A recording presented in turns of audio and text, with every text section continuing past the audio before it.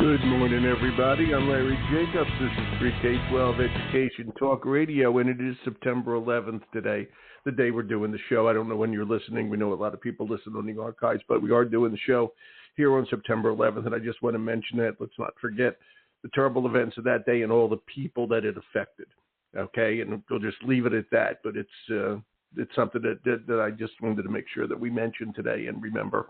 And I'm sure you're doing that, but I just wanted to say it. Okay, so it's really important. We do have a great show for you today here on Pre-K-12 Education Talk Radio. Returning guest Diane Doersch from Digital Promise, who's the Senior Director of Information Technology at Digital Promise. Okay, former Chief Technology Officer at a big Wisconsin school district. We also have Keith Krueger, our good buddy, who is the CEO of COSN, the Consortium on School Networking, the big nonprofit organization that basically is the voice of the K-12 school system technology leaders, like Diane was for many, many years. So not that many years, Diane, I know that. Okay, and it's going to be a great show. We've got a great number of tools and tips for ed tech leaders, and it's back to school time now, so we wanted to go over it with them. We're going to archive this show, as you probably know, but I love to say it just in case there's new listeners over at ace-ed.org. We are the voice of the American Consortium for Equity in Education. And if you go over to ace-ed.org, you'll see all the wonderful things we do, and everything there is free for educators, for anybody actually, over at ace-ed.org. Our magazine, Equity and Access, which is an excellent online journal. Okay, you're certainly invited. Just click on through and read some good stuff about what's going on with Equity and Access. Our Excellence in Equity Awards, please do some nominating. Okay, do it. All right, it's fun. You'll see everything, again, free over there, as well as all the podcasts and all the various news. You'll see the podcast links, so please check it all out over at ace-ed.org. Again, we welcome you. We are there for you, and we want your input, et cetera. And if you ever want to get in touch with me, it's Larry at ace-ed.org. Don't hesitate to do so. If you have some good ideas, even criticisms, I will answer. Okay, so please, Larry at ace-ed.org. And with that, I'll say good morning to Diane first. Hi, Diane. It's Larry here. Hey there, Larry. Good to be here. I'm in Washington, good to have you back today, working in the Digital Promise office, so I appreciate what you said about the date, September 11th. Yeah, it's important that we remember it is 20, it would be 22 years ago now. And, right. Yeah, it's what can I tell you? You know, and, boy, you know, what's interesting, I just thought of this, by the way, good morning, Keith. Good morning, Keith. Good morning. How are you? Good morning. I'm great. Yeah. You know what's scary for we of the elder generation? There are people graduating college this year who are going to be teachers, as an example, okay, who were not alive when this 9/11 happened. 22 years. Yeah. Think about it. Wow. Scary stuff. I'm getting old. What can I tell you? Luckily, Keith and Diane aren't. Is that correct? Right. Always useful. Well, you put it in perspective like that, it's quite kids were not born, okay, who are graduating college this year. Okay. Yeah. They weren't alive during 9/11. Wow. And again, let's not forget any of that stuff that happened. I think it's emblazoned on our memories, for goodness sakes. Okay. Certainly, you can't unsee it all. Pretty tough. Yeah. But at any rate, let's get to the good stuff here. Okay. Back to school is here. And this is an important show we'd like to do because it's good tips about things we know, like cybersecurity and that sort of thing, all right, and innovation and disaster prep. We talk about this kind of thing all the time here with COSN, but there's something new out there this year, okay, and it's called AI, artificial intelligence, okay, and what we don't want to happen is what happened at the end of Terminator 3, the movie, okay, when the machines take over, okay, we don't want that, all right. And I'll say what I keep saying all the time, you know, it's our job to make sure that kids understand the responsibility and the ethics and everything else. And we have to use AI as a tool and use it, not be scared of it, because, and I'll use the great analogy, like when the calculator came out, we were all scared to death the kids weren't going to use it properly. And here we are. Can you imagine doing it without a calculator? And we have to embrace it and all that. So I'm going to ask. I'll start with Keith. Keith, you're the CEO of CEO of COSN. Okay, what do you see on the horizon with all this? Let's start with you, my friend. Yeah. Well, thanks, Larry, and appreciate you letting us come on the show and talk about Always welcome. really how do kind of ed tech leaders survive in this crazy time. With back to school, it's always busy time, and during this show, we'll be talking a lot about different things, and I know we want to get to AI right away, but you can there's a great blog that we put. It's kind of the top 10 resources from COSN, and it has a lot of hyperlinks. So if you go to COSN.org and you see a headline called News and Publications, and click on blogs, you'll see this.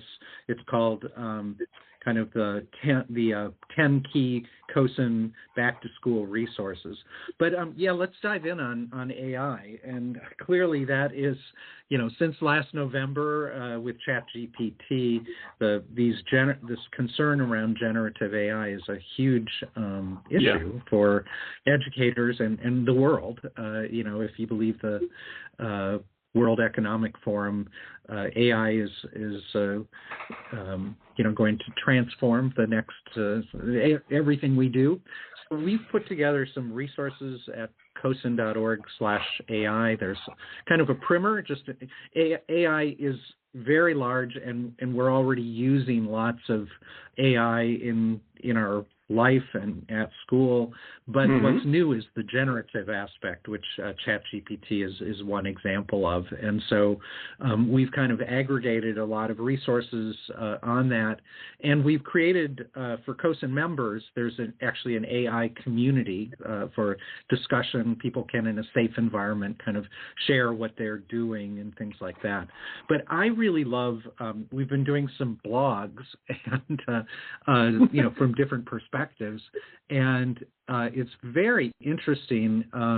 There's been like this debate of kind of what is academic integrity with AI. So and Chris Hagel, Keith, one of our members. Keith, I just realized that the initials of academic integrity are AI. Yes, well, that's right. Just realized that. Well, and the question is, what does academic integrity mean with AI? And we think there is, but I love the blog that Chris Hagel did, which he calls it Post-Plagiarism and the Development of District AI Actions, and he kind of walks through how he developed this policy using AI, and it was kind of co-created, I guess, is what you would say.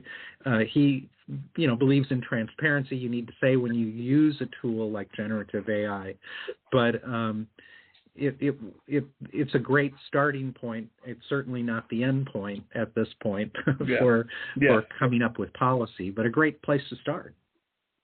Right. It really is. And now you can somehow figure out AI is both academic integrity and artificial intelligence. Okay? It's AI. It all comes together there. That's really thing. You're the, Diane, you're the Senior Director of Information Technology at Digital Promise. And when we talk about digital promise, what is the promise from your point of view of AI? Where do you see this going from your organization's point of view? Right. Well, we have a lot of resources here. Jeremy Rochelle and his team have been at the forefront of, research in AI, and just checking him out on LinkedIn and seeing, some of his conversation points, I think are really, really good resources for those of you out there who are wondering, hey, what's the research world saying about this? I really like being the chair of COSN. I like the fact that we have a community around AI. You heard Keith talk about how we've got our COSN network, which is like a closed, almost like a social network would work, where our practitioners, our directors of technologies and CTOs can go in and have those protected conversations around the topic. And so things like Chris's blog about the different perspectives of AI, I think are really great talking and practice points. And so that's one thing we do really well here at at COSN and at Digital Promise is make sure that we've got conversations with the boots on the ground people, to let us know just what's going on out there, what we should be concerned about, etc. Yeah, and Diane, let me ask, what are you hearing out there, literally from the boots on the ground, all the folks? Everybody's talking like we are right now, kind of up a little bit above the trenches, so to speak. We're talking about the long range impact, how we do it. But what are you hearing, if anything, about? Are they frightened of it out there? Are they trying to grasp it out there? Is anybody doing really cool things with it? And Diane, I'll just ask you, and Keith, if you have something to add, please do. And Diane answers. Diane, start that if there's anything to say. Sure. What are you hearing? Well, initially the fear factor was there, right? We saw that last spring, and then we saw blocking of things, and then the loosening up of. I did a podcast with Richard Collada, who talked about, oh, sure. Yeah. We cannot, we cannot as educators say, I'm going to sit this one out. We need to be in there. We need to be working with things, because when our teachers and when our Board of Education and when our administrators come back to school, like they have done, they're going to say to our ed tech leaders, what policies do we have in place? Or, should our teachers be working on this? Shouldn't they be working on this? And so our leaders have had to come up with a lot of answers and guardrails for them. And I think that's good, right? I believe it is There's a lot of understanding that needs to take place around it yet. And so providing opportunities for people to learn and use tools like ChatGPT and to understand what a good prompt is, understand what a poor prompt is, understand what you should not be entering into a public generative AI tool is something. We've talked about school districts who have walled gardens, meaning that, they can do that kind of work, but that information just stays within their district. And so helping our people understand these different types of operational ways of using AI is important. I would agree, and thank you, Keith. Anything to add on this? What are you hearing from literally the trenches? I think we're at a very early stage, and so there's a bit of a whipsaw conversation.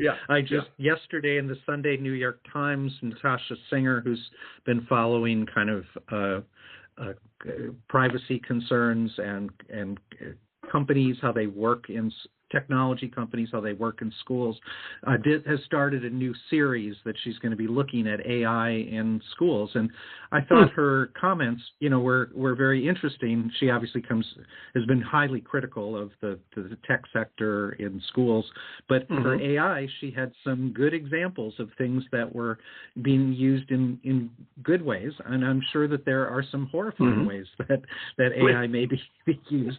And so, it's in the interest of every educator and certainly every ed tech leader to be thinking about this and working in a conversation about where do we want to use AI, what guardrails do we put around it so that bad things don't happen. And I think one of the first places to start is read the White House AI use kind of framework that they put up, which we want to. There are not a lot of answers, but there are questions. And so I know COSN is going to be coming out later this month with an AI readiness guide of kind of questions you should ask in a whole lot of areas before. It's better to ask those before you implement than after. Can we do our next show about that? I would love to. And I can get a copy of that. Sure. I would love to. Maybe do that. in October we would love absolutely. Yeah, because this is what's on everybody's mind these days. I mean, it's amazing. And you said something that was very interesting. You said with the White House report, it's not the answers, it's the questions, and that's what I've been saying about AI all the time. Okay, that we have to teach the children, the students, that it's not the answers that matter. It's the questions that matter. Okay, and that's what we have to teach them. And I'm just curious, a little off the subject. I don't have no idea if either of you know this, but how are the education colleges, okay, where they train teachers, reacting to all this? Are they changing? Are they really seriously looking? And also for CTOs, people go for their masters in ed tech. Okay, how are they reacting to all this? They have to change what they're doing. If I may, pardon me, Aldous, it's a brave new world out there. Okay, what are you hearing on that? A great concern, and certainly we definitely hear, not just around AI, but just in general in the use of technology, that too many teachers, arrive able to do their personal life, but not how to teach and learn in a powerful way using technology. And this is all very new, so I would hope that the schools of education, are looking at how we effectively use and what are the things that we need to protect ourselves from. Yeah, we just have to do it, and we really have to think about that. And this is going to be an incredibly important change. And we'll talk about more of this in the October show. Okay, because I really want to get into this with you guys because it affects everybody. I want to move on to the age-old topic now. It's almost 20 years old. Cybersecurity. Okay, that's always been topic number one. It seems like AI is now topic number one these days, and cybersecurity with that, I might add. But what's going on with social security? I'm showing my age here. Cybersecurity. It continues. According to our last survey, which was done in January, so who knows this year? Probably AI will eclipse it. But cybersecurity is a big concern, and in fact, the White House just convened a number of educators to talk about how the federal government is going to try to be a better partner and encourage vendors to be more responsible around cybersecurity, which Diane and I had the pleasure of being able to attend. And, COSN has a lot of stuff for our technology leaders around, thinking about planning and prevention and implementation and response. A couple of things that I think are particularly useful. Cybersecurity staffing is just a huge problem. It's hard to afford, it's hard to recruit, it's hard to retain. And so we've created a kind of a resource on how to think about that. Most school districts tell us that they're dividing up those responsibilities among a variety of personnel. So we've created some parts of job descriptions that you might put in different people's responsibilities, because if it's not clearly defined, it doesn't happen. But also some creative things like how you use students. We see some school districts getting students certified, or working with your local, vocational or community college. We got to be a lot more creative, because we can have all the tools we want. If you don't have the people to run them, it doesn't work. And we also have a tabletop cybersecurity leadership game. It's free, but it's really for the whole, the superintendent, the head of finance, all the cabinet kind of can do this as a professional development tool, and it's 9:00 and you just got to notice that your network has been hacked and down, and it's 9:15 and the media is calling. What are you going to say? And 9:30 you're going into a cabinet meeting. What are you going to tell the cabinet? What are you going to tell the staff? So it's a very timed out, immersive experience. So, Diane, it's 9:15. What are you going to tell the staff? Oh, I know. And, in Wisconsin and nationally, we have heard of incidents, right? So those types of things truly do happen. And making, as Keith talked about when we visited the White House and during the cybersecurity release of all the resources, we really heard you have to have muscle memory on this stuff, right? You need to practice things. You need to have a process in place, and don't be putting it together in the middle of your incident. Make sure that you have your incident response plan done and practiced and all those types of things. So when it really does happen, you can very calmly and sequentially follow it so that you're doing the best for all your end users. It's so important, and I have to ask you both. You both brought this up. The White House produced this report. You were both involved in it, okay? And I think you're going to go back and do some more. And I'm going to stay with Diane. Diane, what actually happens? We always drop that term, White House report. What actually happens when you're working with the White House? I mean, you go to the White House and sit in the big room? You talk with 30 other people? What happens? And Keith has done this before. By the way, Diane, are you on a speakerphone? I don't know. Yes, I am. Should I not? Can you go off the speaker and just talk right into your phone? You're just a little lower than it should be. Okay. I'm Better. here now on my phone. Thank you. Okay. I just wanted everybody to be able to hear you. Sure. Keith, I think, has done this before, but I have never done this, where we got an invitation to the White House, and the event was held in the East Room.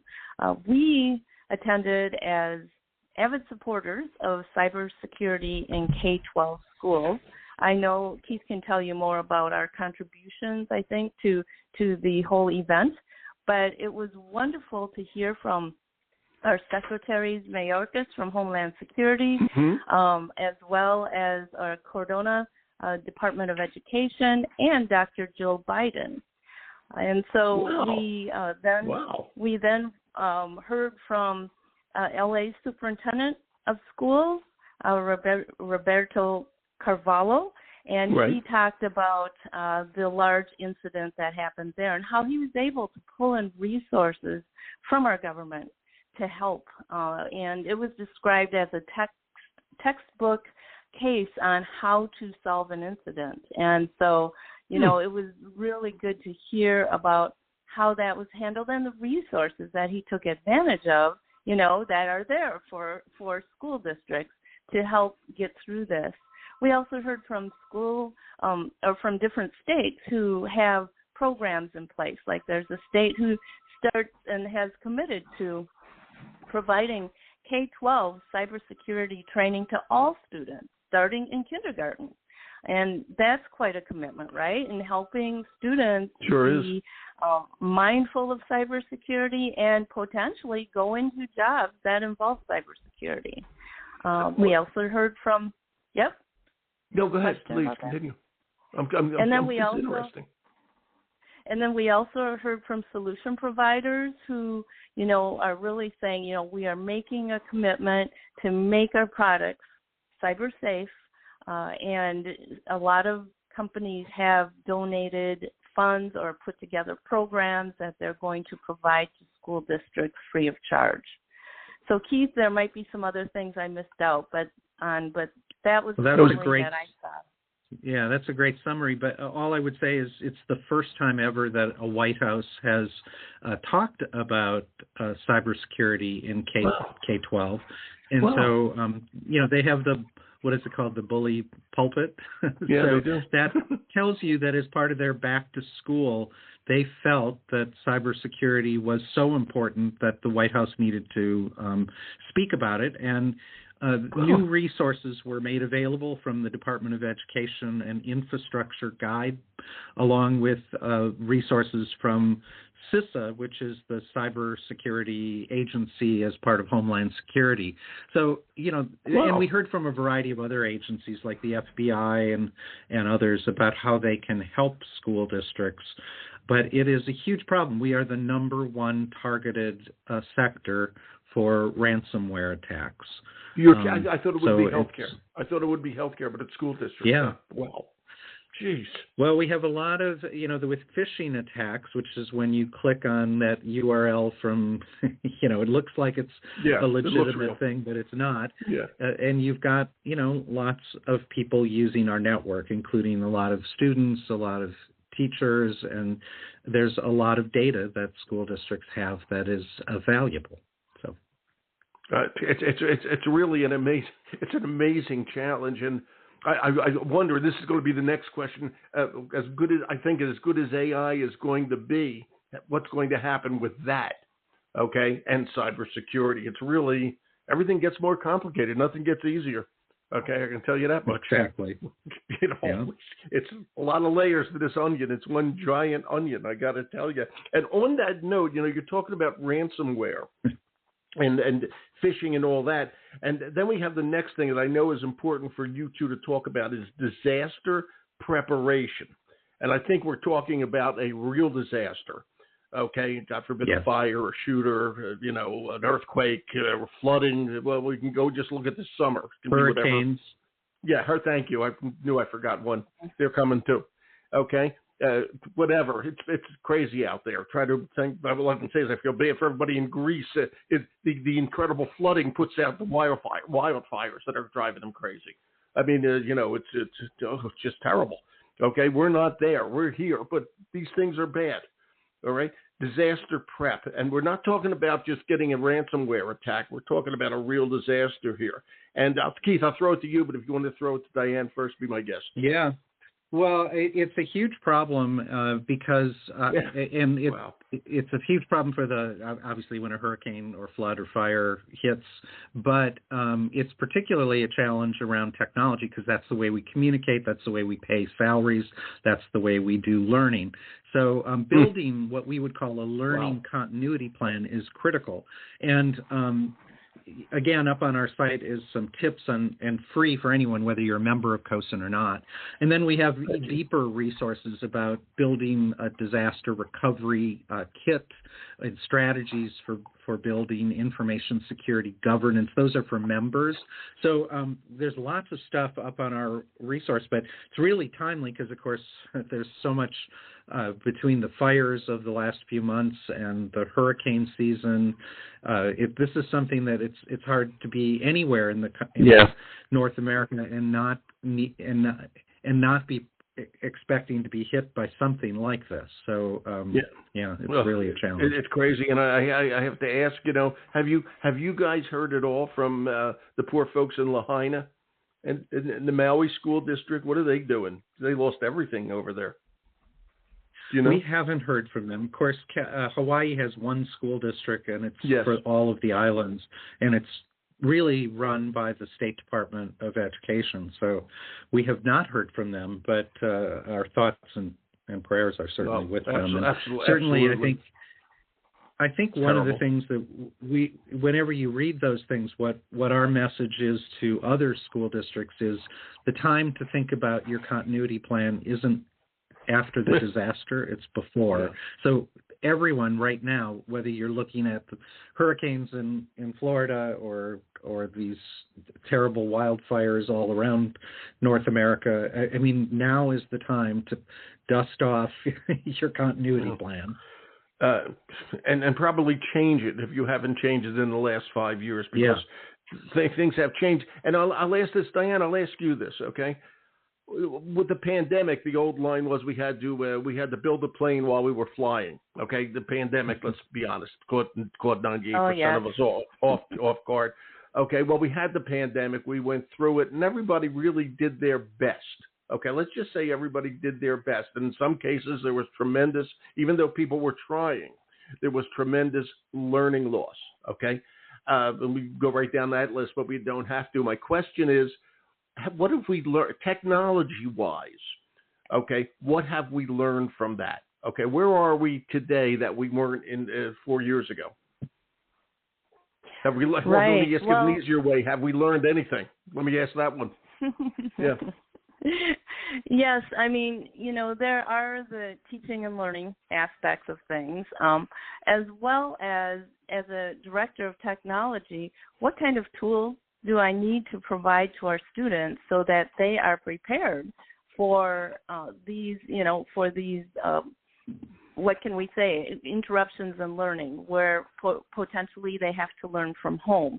A study that was done for the digital equity dashboard, which was the Connected Schools, and Keith has the details on it. But they learned that, it's really important to have devices that can handle video conferencing.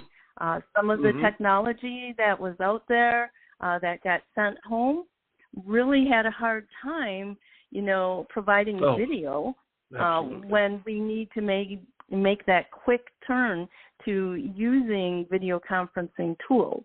It also uncovered, again, it's something we knew, that there are areas that do not have service, and there are households who do not have access. And that could be because, they simply can't afford it, or it could be because there's not an infrastructure there to get them the internet. Right. Cell towers aren't around there, so hotspots won't work, and all those other things.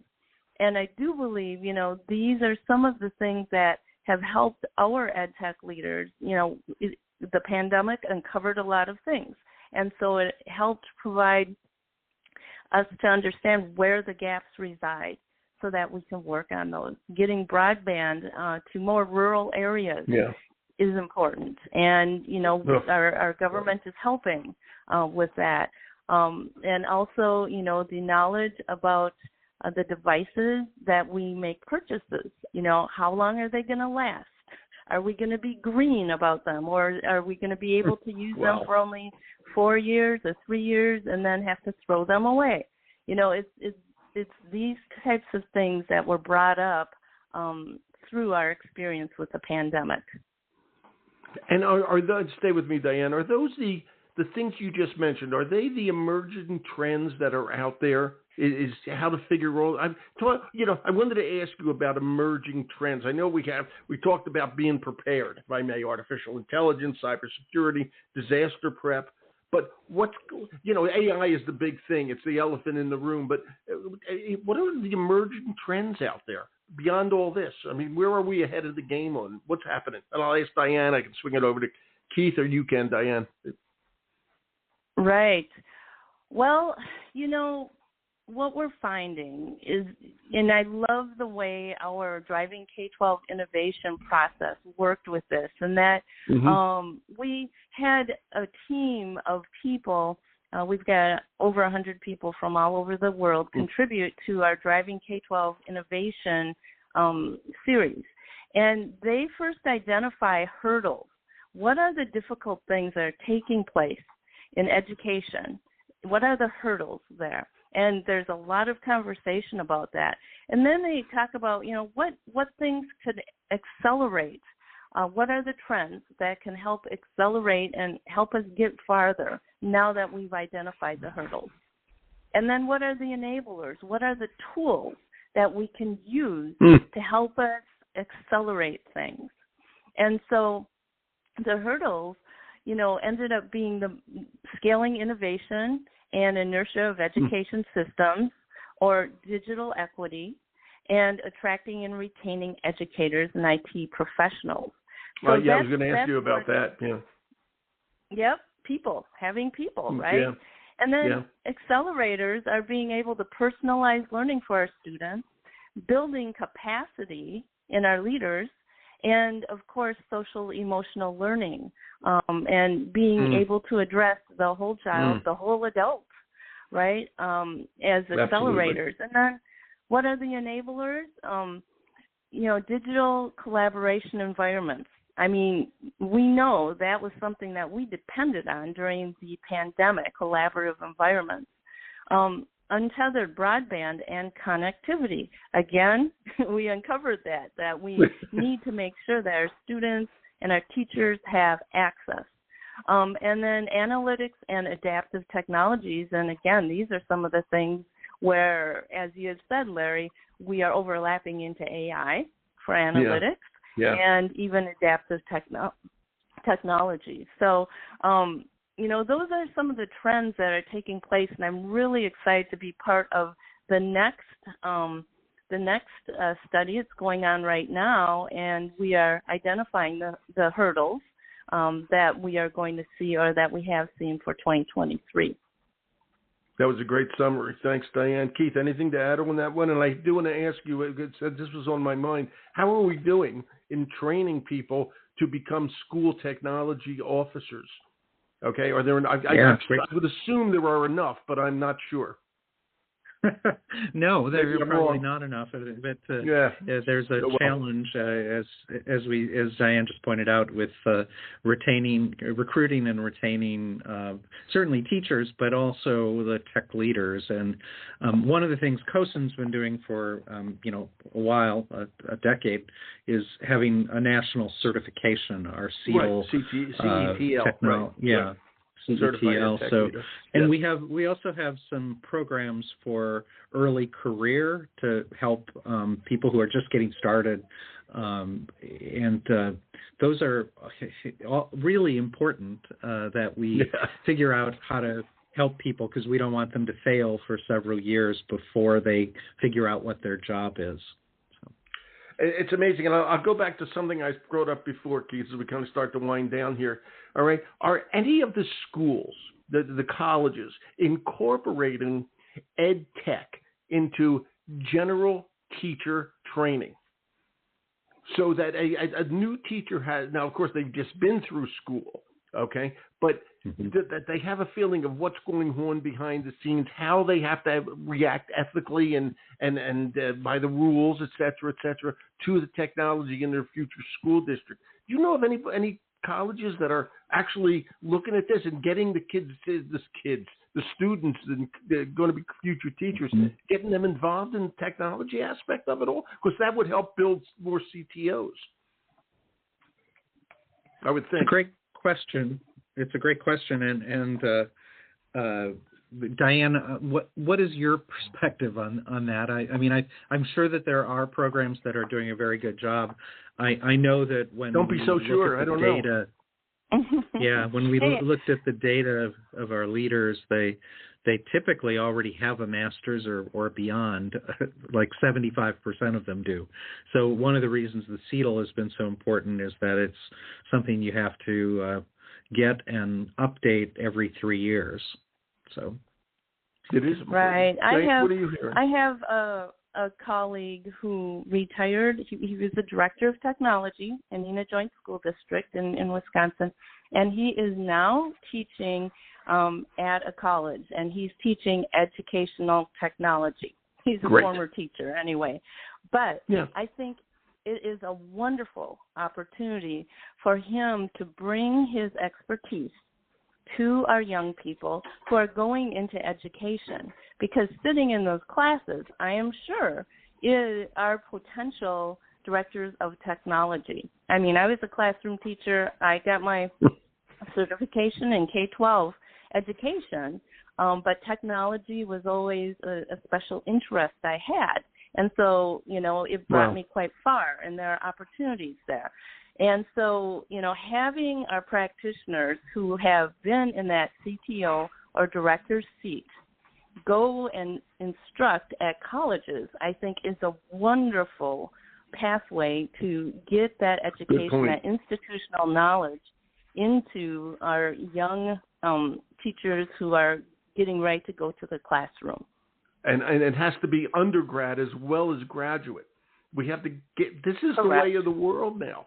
I mean, what I learned in teacher education is long gone.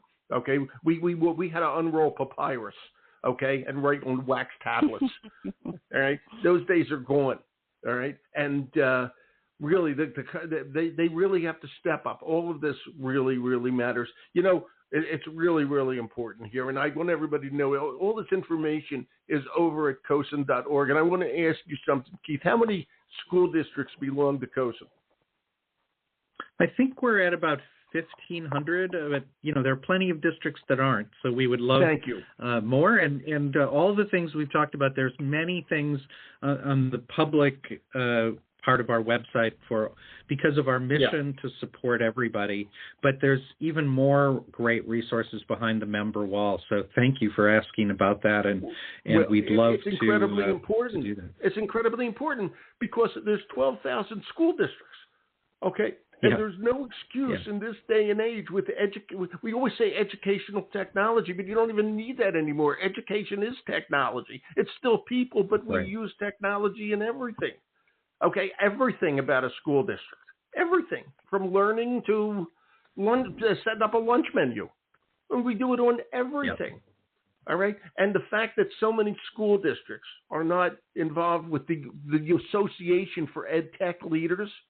Okay. I'm telling you, if you're listening, tell your school district if they're not a member, COSN is the place to go. It's COSN.org, COSN. All right. Diane, thank you. Okay. I appreciate you being here as always. So happy to be here. Well, I loved having you here. So it's great. And you'll be coming back again. Keith, we'll do one in October. Okay. Take care. Okay, and I want to do, a bit more of this AI report. It's welcome to the elephant in the room. Okay? Okay, great. Thank you. Thank Both you. of you. You're welcome. Bye-bye. Bye-bye. Okay, bye, Diane. Keith Krueger, Diane Doersch. Okay, I'll just leave it at COSN.org. Diane is also a Digital Promise. She is a Digital Promise, digitalpromise.org. Okay, you can check all this out. All right, we're going to archive the show at another one for you, ace-ed.org. Everything's free over there. See what we do. Tell your friends what we do over here. You want to get to me? It's Larry at ace-ed.org. Thanks for listening.